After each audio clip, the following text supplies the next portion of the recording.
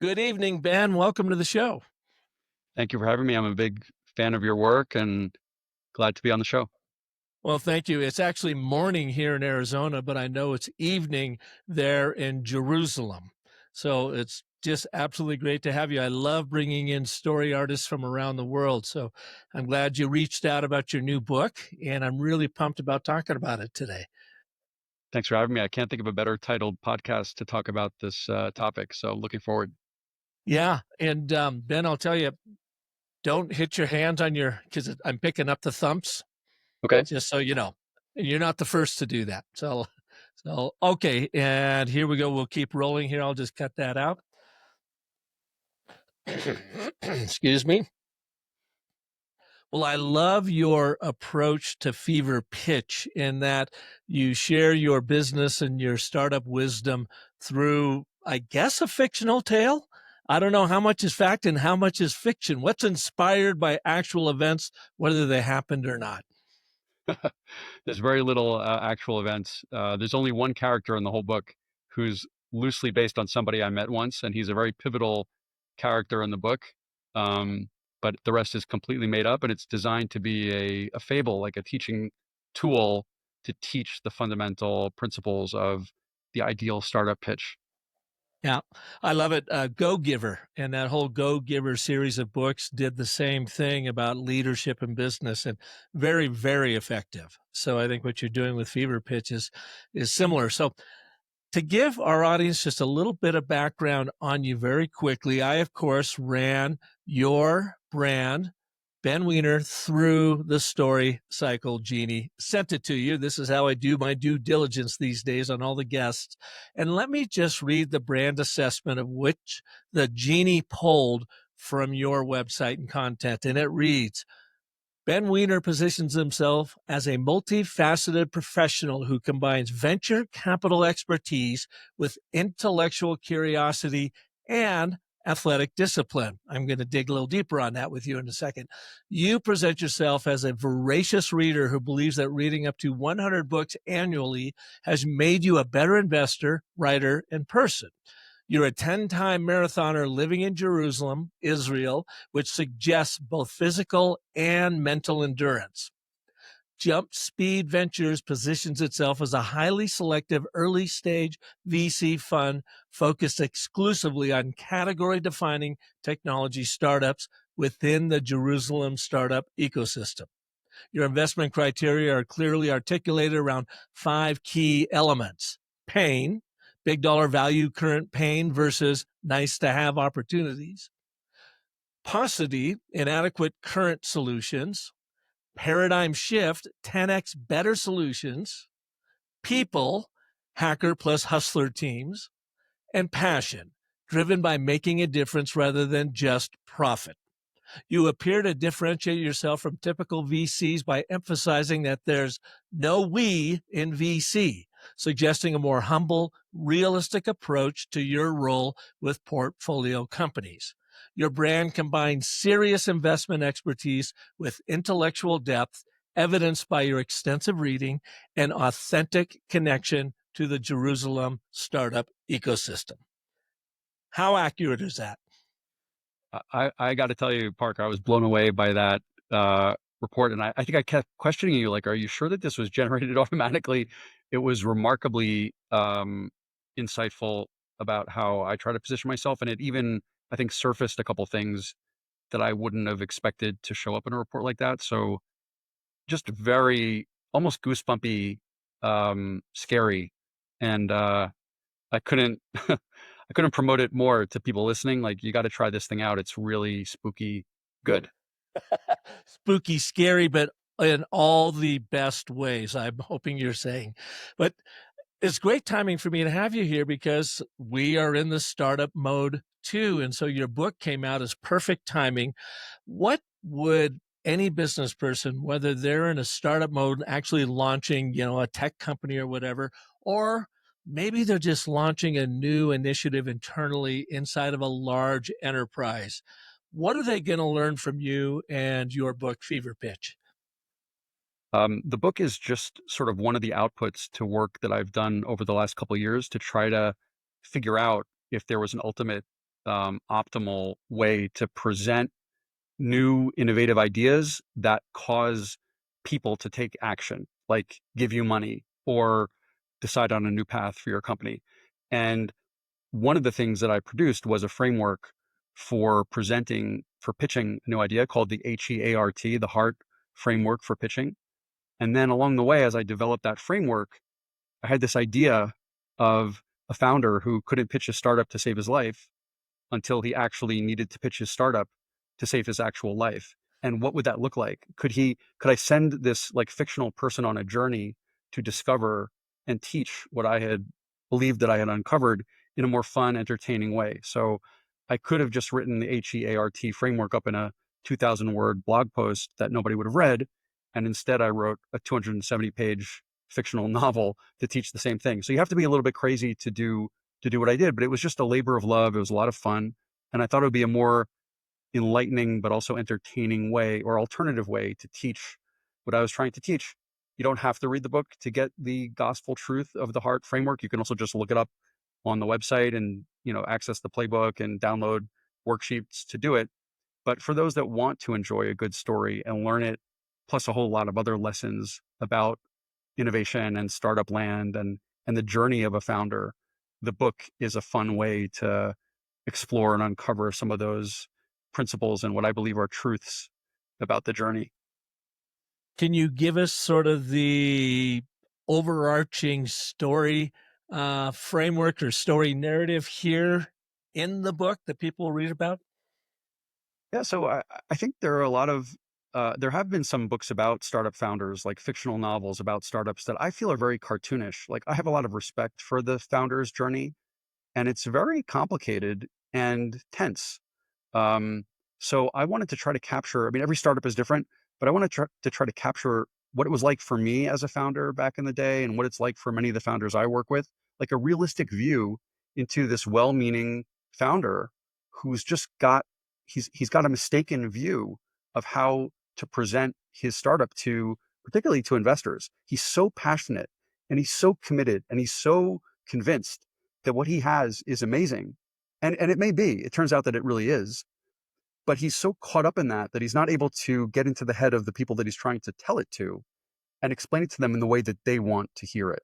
And again, this is like the outgrowth of research that I've done into, my actual work and other VCs who have, the way to set up the reason for writing the book or the reason for doing this research was, and you'll tell me if you recognize this framework.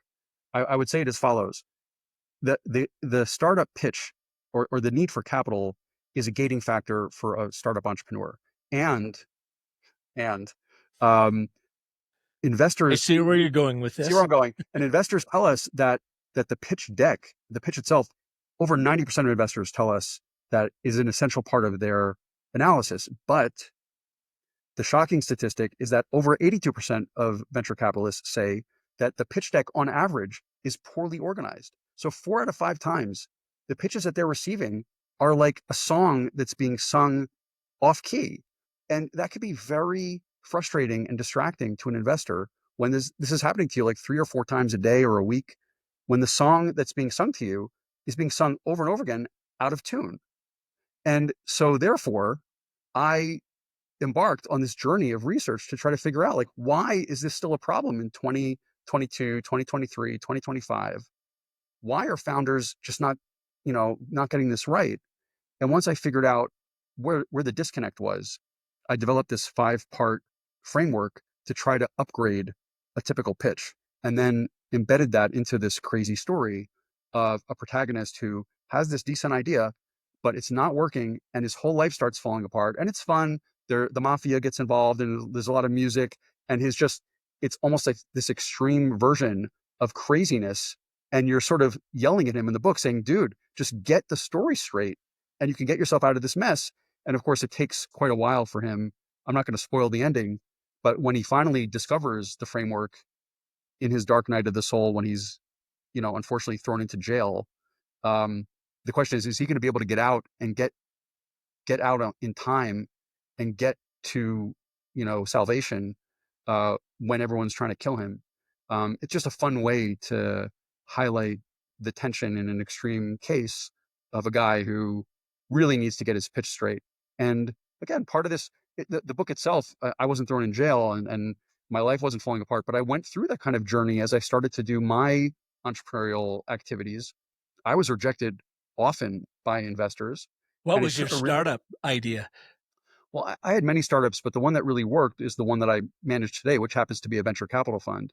When I started the fund 12 years ago, I mean, but just factually, not to over glamorize it or over dramatize it, but factually, I was broke.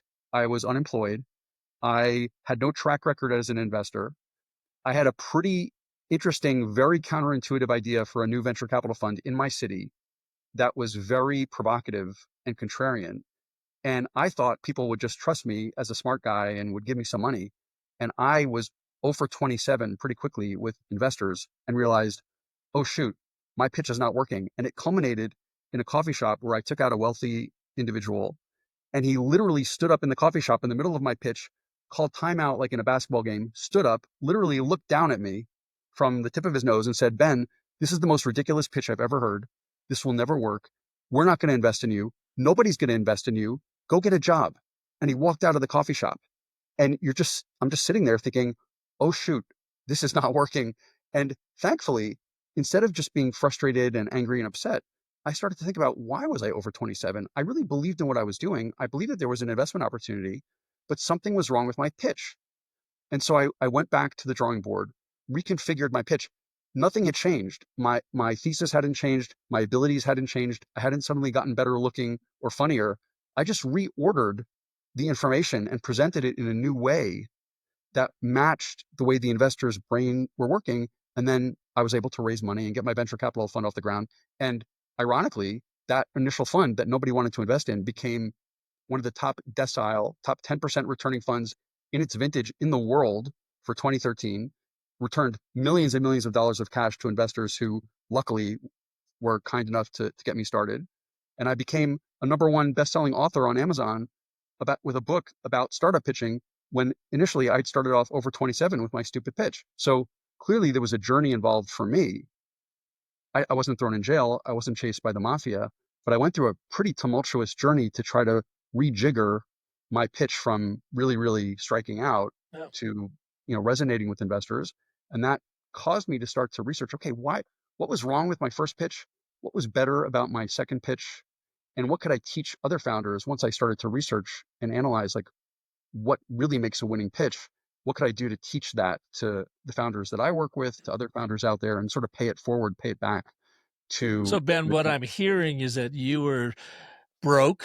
You didn't want to go get a job. You had what others thought was a harebrained idea, but you believed in it in a very disruptive way to pull together a group of VCs, some venture capital. And then you went in and you relied solely on your story in that pitch, and your story was off tune.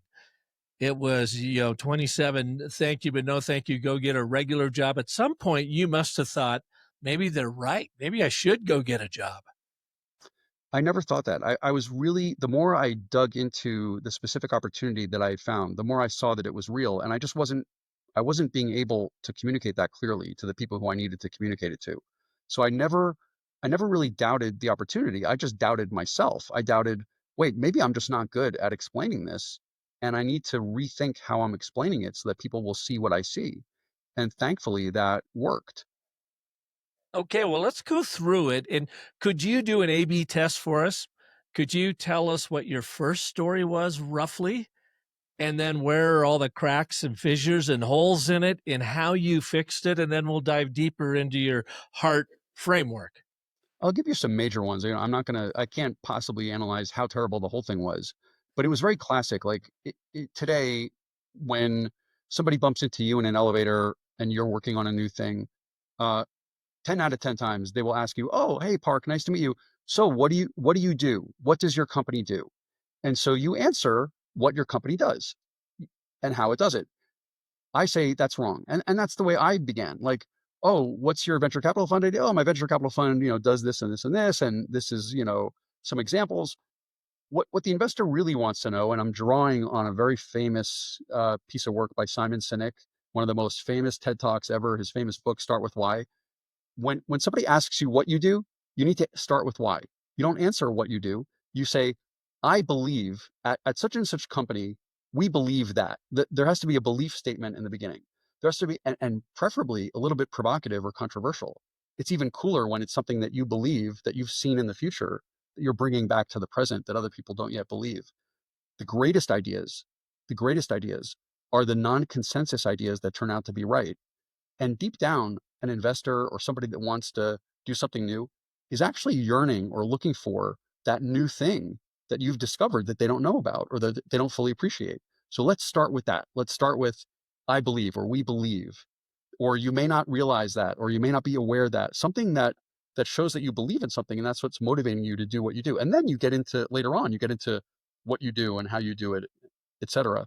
So I try to deflect that question into a different answer. And I think that's really what investors are searching for. So I think I was doing a lot of that. When I was meeting with investors, you shoot them with a fire hose of all the important information that you want to give them. But that's not really what they're looking for. They want to start at an earlier point. Your train has already left the station and they're still back at the station saying, well, why do we need this? Like, why does the world need another venture capital fund in my case? Why does the world need another tech startup in anybody else's case? Like, I'm not even sure we need this. I'm not even sure this is worth the time and effort to do. So let's start with why. That's the H of the H.E.A.R.T, the hypothesis, or the start with why. I'm already taking you into the framework, but that's one example of a common, I believe, mistake or misstep, like right out of the gate. What do? You answer with what you do. No, no, no. What do? You answer with why you do it, then get back to what you do. It's more important to start with why. That was just one example. I think there were other mistakes that I made, not focusing on how radically different my solution is, or what the current alternatives were and why they were terrible. Just what the need was before I. There's multiple steps you need to set up before you get into what you do to set up the drama or the mystery or the tension that causes the person you're talking to want what you're looking for. I always say, like, it's sort of like a movie trailer. A movie trailer is 2 minutes long. And in an action movie trailer, it would be ridiculous to watch Tom Cruise or James Bond like run around for a minute and a half and then only at like a minute and a half introduce the villain. We want to see the villain like early and understand what the stakes are, like what's at stake, and then see the hero chase the villain for the next minute and a half to get us interested.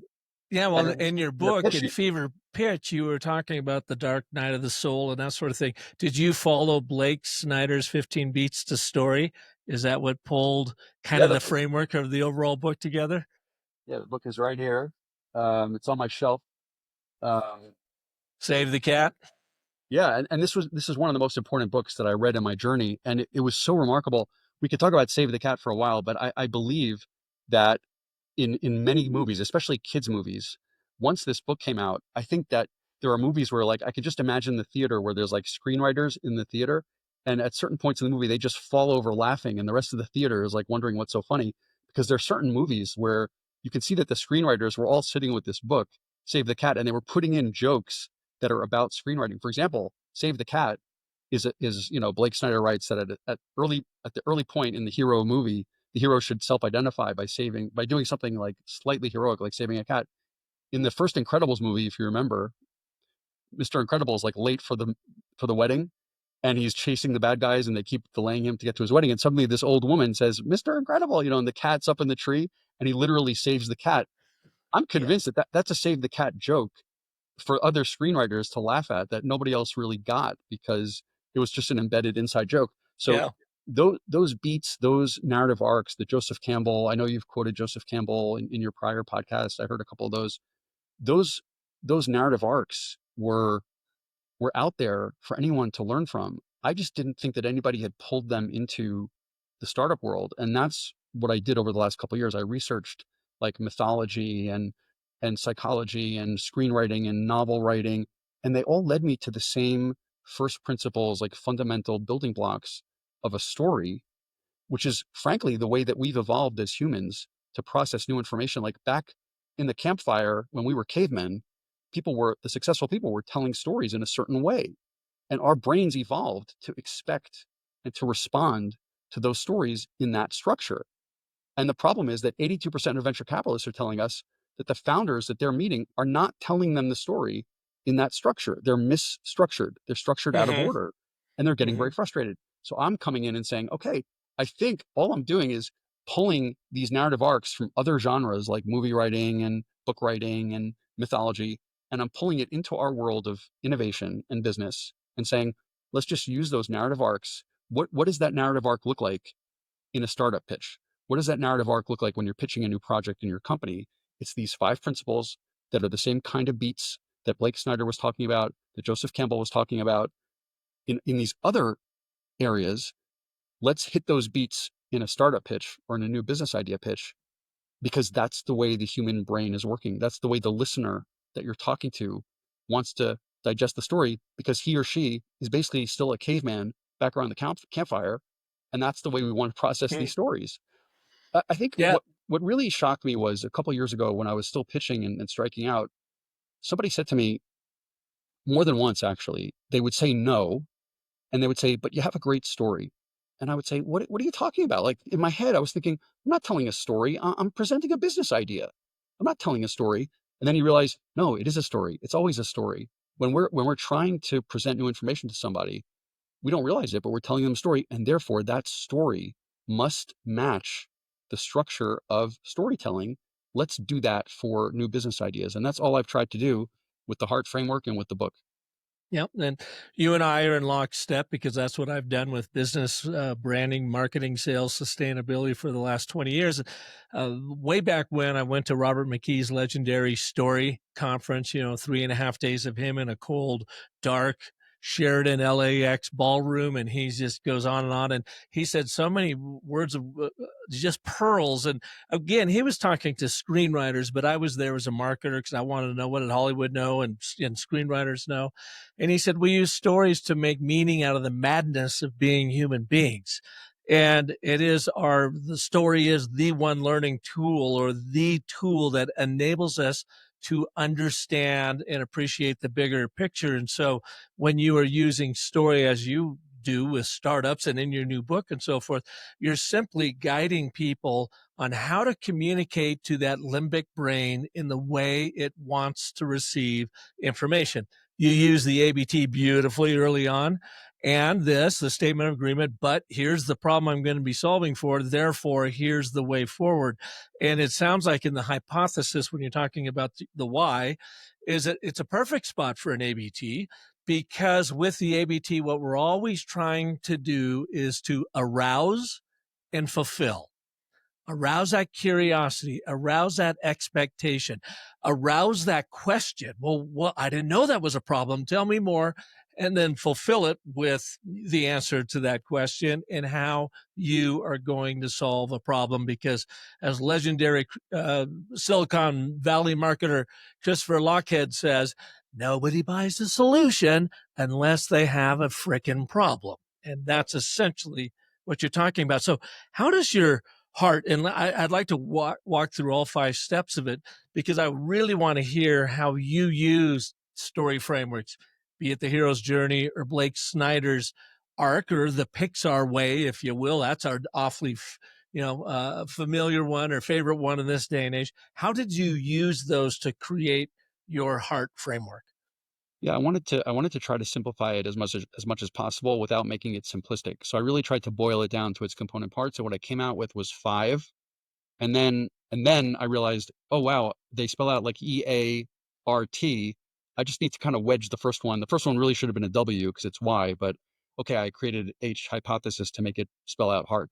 So and quickly, it's start with Y. What's our hypothesis? And that first sentence should be I believe, we believe. There should be the word belief should be in that sentence. If you watch the Simon Sinek TED Talk, he says the word believe or belief over 33 times. So that belief connection is very important, or at least a belief challenge. Like, I'm not sure that the investor believes yet what I'm about to say, but at least I'm indicating that I believe something, and he's or she has to spend the next 20 minutes trying to figure out if they believe what I believe. But at least I've thrown down the gauntlet. So that's H, hypothesis, start with Y, belief statement. E, enormous stakes.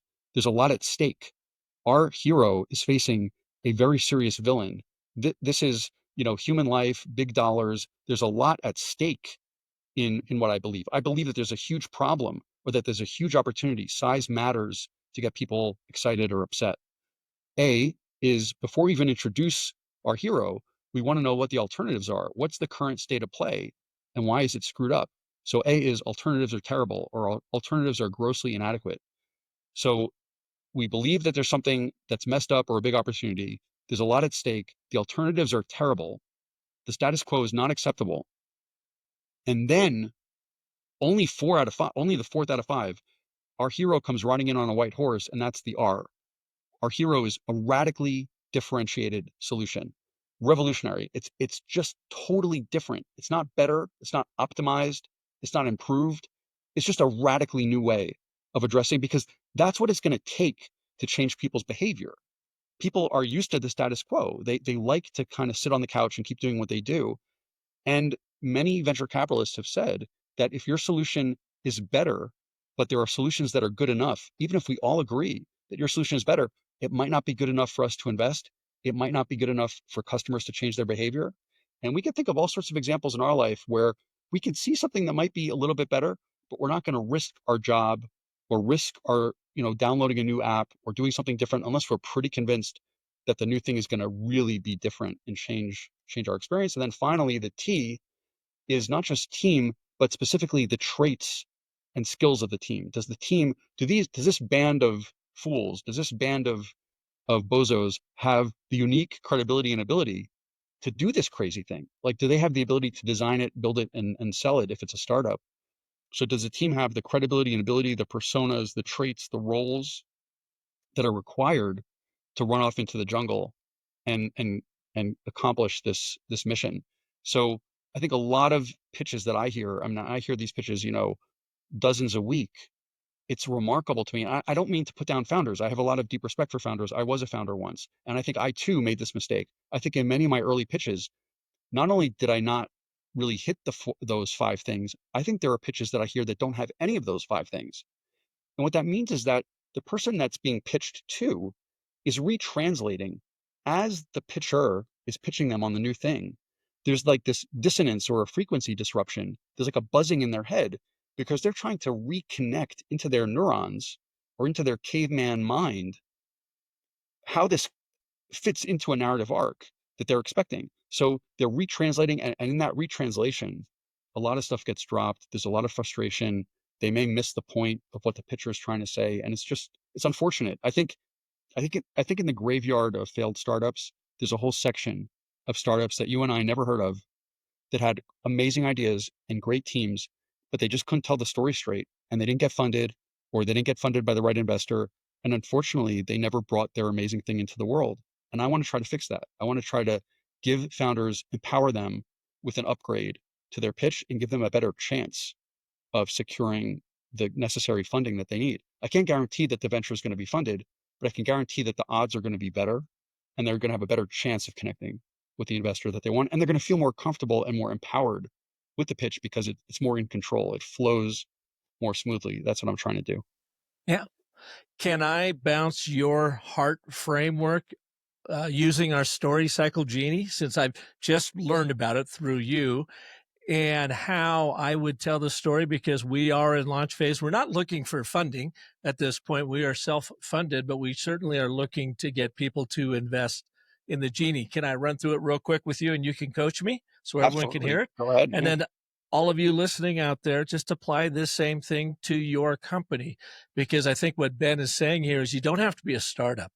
You could be a small to mid-sized company that you're looking to really exponentially grow your revenue, and you got to think a bit like a startup like that, and you got to tell your story a little bit differently to people out there in order for them to invest in you. So, okay, Ben, here we go. Number one, the hypothesis. I believe that in working for my 40 years in the business, I believe that small to mid-sized businesses remain that way primarily because they don't know how to tell their story. In fact, in America, only 1% of businesses actually do over $10 million in revenue. The other 99% are toiling below that 10%, primarily, as I believe, because, and as I have seen, they simply don't know how to tell a clear, concise, and compelling brand story that differentiates them in the market and pulls people in. The stakes are enormous because branding is not democratized. You either get it, everyone suffers from the dilemma that we've all heard. You can have it fast, you can have it cheap, you can have it good. Pick two or the three. In fact, we call that the trilemma: fast, cheap, or good. And so a lot of these small to medium sized businesses just suffer because they don't ever pull it together. Fast means they haven't really given the attention it needs to be strategic. Cheap means it's probably going to look, sound, and feel cheap and be off strategy. And good is, well, just good. The alternatives are grossly inadequate because most companies can't afford the money and or take the time to do branding right. A lot of agencies price themselves out, and the people inside that company, I believe, are so busy trying to make their business run and grow, they simply don't have time to take to build that brand story. But now there's a radical, revolutionary way to do it, and that is using our story cycle genie. It is built on the story cycle system, which I perfected coming out of Hollywood 20 years ago, and it has grown brands by as much as 200%. Or I'm sorry, actually 600%. Now people can use the Genie to craft a lucrative brand story strategy in minutes, not months, create immediate content based off of their unique, authoritative voice, and have it be not good, but brilliant. So, how did we pull this all together? There's three of us. I am the lead with the story cycle system. Sean Schroeder, who used the story cycle system back in 2017 to rebrand his digital firm, Blue River in Sacramento, and a large content management SaaS platform they created called Mira, did that. They grew exponentially and they sold both products, both the agency and Mira. And he came to me and said, your system is fantastic. It just is hard and takes time. Let's create an AI powered platform out of it so that we can democratize branding and people can do it in minutes and not months. And then finally, the third leg, the third person on our team is Matt Levine. He is the hardcore developer that built Mira first and foremost. And now our platform completely resides on a CMS called Brightsea. So now people can unlock or uncork their brand genius, let it out of the bottle with the story cycle genie. Now I totally blew that, Ben. I was all over the place, but I was just trying to go down your 5-hit framework there. I thought for a first attempt that was pretty good. I actually, was trying to pay attention closely, and I think you only mentioned the AI in the team part, and I don't recall if you mentioned that as part of the radical differentiation. I think what the story cycle genie really does is that in the flick of a switch, like in 5 minutes, it's going to do this comprehensive like lifetime audit of everything you've ever published and spit out this automated report that would take human beings like I can't even imagine how much it would cost to get a team of branding specialists to replicate the kind of report that you generated for me. 50,000 plus. Yeah, in 5 minutes. And Yeah. I think that's part of the pitch. The pitch is the alternatives are, hiring a brand, like you said, hiring a branding firm will cost you tens of thousands of dollars. We can turn this out in AI that is incredibly accurate in 5 minutes. And that's never been able to be done before. And it takes a lot of know-how that we've brought to the table to put into that algorithm over 40 years of experience, blah, blah, blah, to make that AI robust and to make it accurate and not hallucinate. I think you pretty much nailed it. And it's pretty good for a first try. I am so used to the H.E.A.R.T framework that I do it on other people, like to be annoying. So people will pitch me, Okay. and I'll say, do you mind if I repitch it to you? And it's wild. It's like a mentalist, experiment where Can you do that for me? Can you repitch what you just heard? And you've I would, already experienced it. Can I put you on the spot and repitch it to me? yeah, I would do it. I'll do it more concisely. I would say, Yeah. hi, I'm Park. I believe that, that branding, is broken. I love the really challenging statement. Like whatever. I'm just riffing, but I would say I believe that branding is broken for small businesses. They just aren't. It's completely inaccessible. They don't have the ability to do anything other than like day to day run their businesses. It's just out of the realm of possibility for them to even contemplate some sort of fancy branding exercise. They're just trying to survive, arguably, right? Uh, there's a lot at stake because, as you said, the vast majority of small businesses in the United States are way below, is single digit millions if they're lucky. They're just trying to live day to day. Um, and they could, in theory, we believe they could be bigger. The alternatives for branding are terrible, like hiring a branding firm, impossible. It's just not affordable for a small business. It's just out of the question. So there's just no way for them to access world-class branding expertise if you're running like a $5 million home goods store in Wichita. There's just no chance. There's no alternative. There's no solution to this until in comes our hero on on white horse. We have developed this AI powered, never been done before, deeply sophisticated algorithm that in literally 5 to 10 minutes can spit out a detailed, comprehensive branding report with recommendations for your business based on the body of content that you've put out over your lifetime, and give you a sophisticated, world-class professional branding report with the click of a button using harnessing the power of AI and our decades of in the field experience. My team and I, as you said, have Hollywood experience and branding experience and AI experience. Game over, drop the mic, where do I sign? And the one thing that I would underscore with that is it doesn't just give you the report, but you can now go in and refine everything in there. So it's going to validate what you're already doing well. It's going to reveal gaps and highlight, missed opportunities that you can fix immediately. And it's going to inspire you with fresh ways to tell your story. Once you get that foundation down and locked into the genie, then you can build every kind of content off of your unique and authoritative story. Yeah, and by the way, listen to how each of us did that. We each did that in probably less than 2 minutes.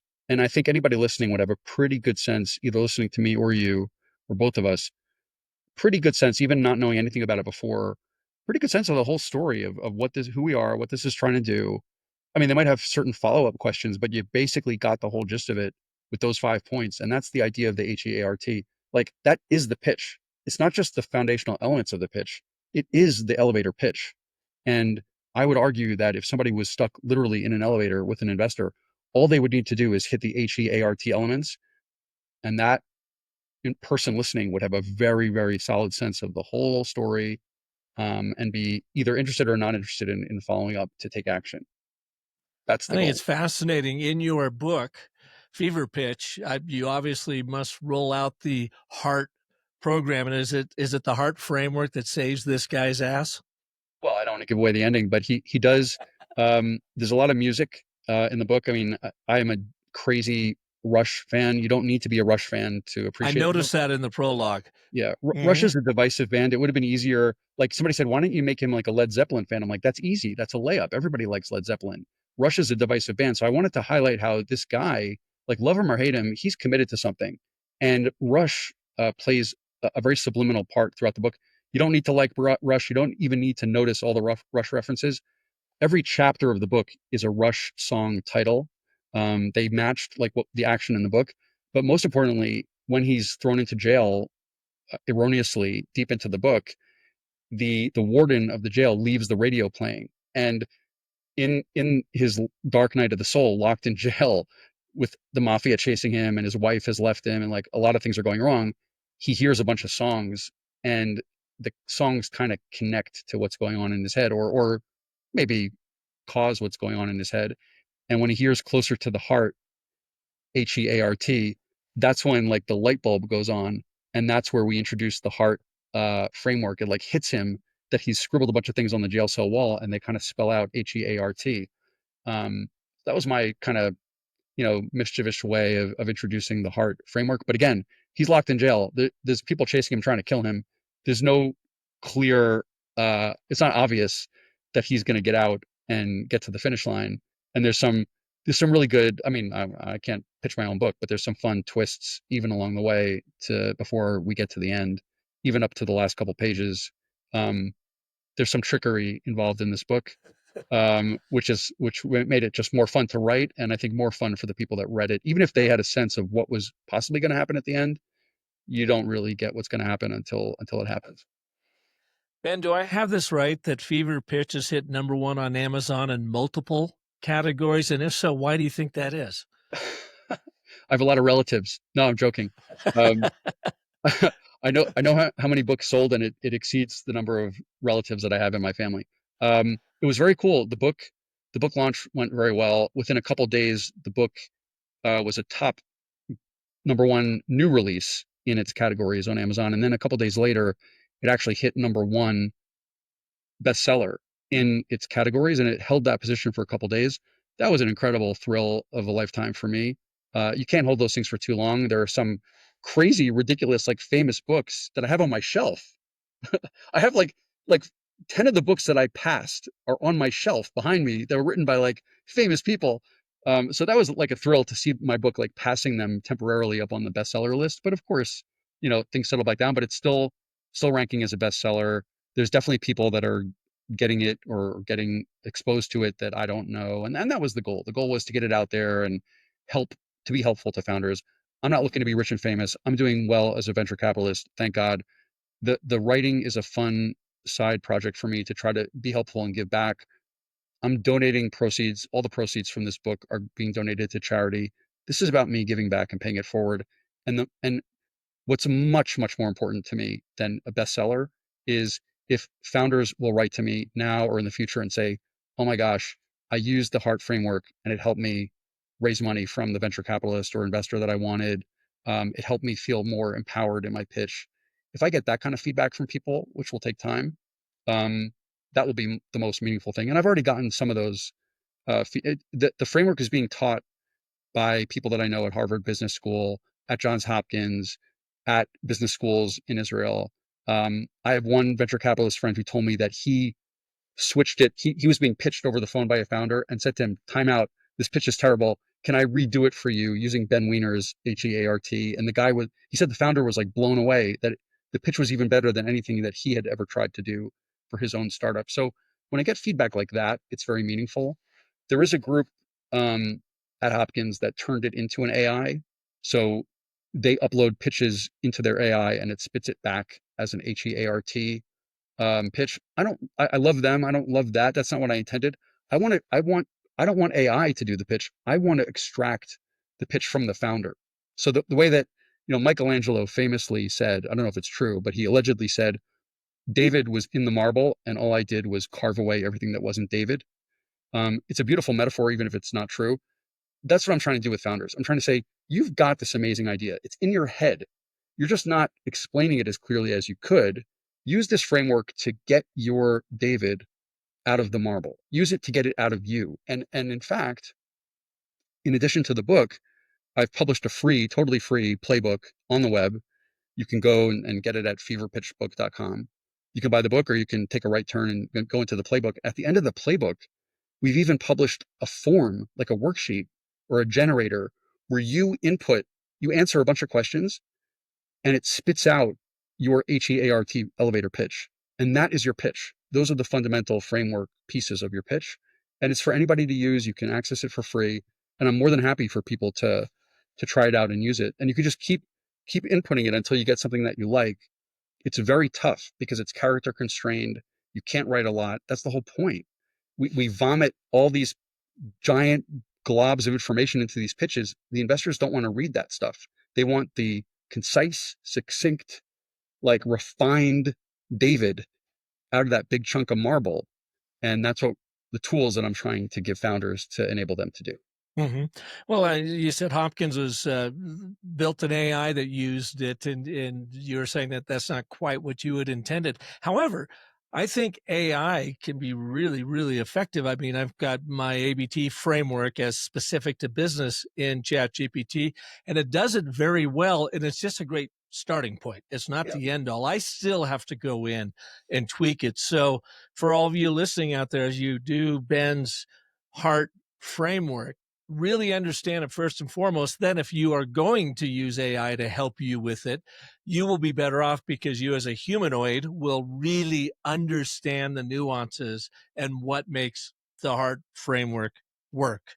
ChatGPT tends to take more of a glancing blow at it, giving you the basics, but then you've got to bring yourself to it.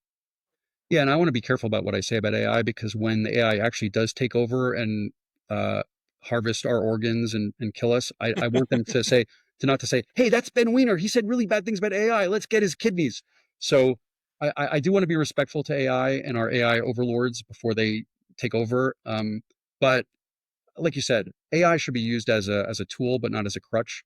And if you're starting a startup, I really want you I want this information to come out of you first and not to rely on AI to give you like the crux of your entire pitch. You got to have it, in your head and be able to whip it out when you're in an elevator or at a conference or bumping into somebody at a barbecue.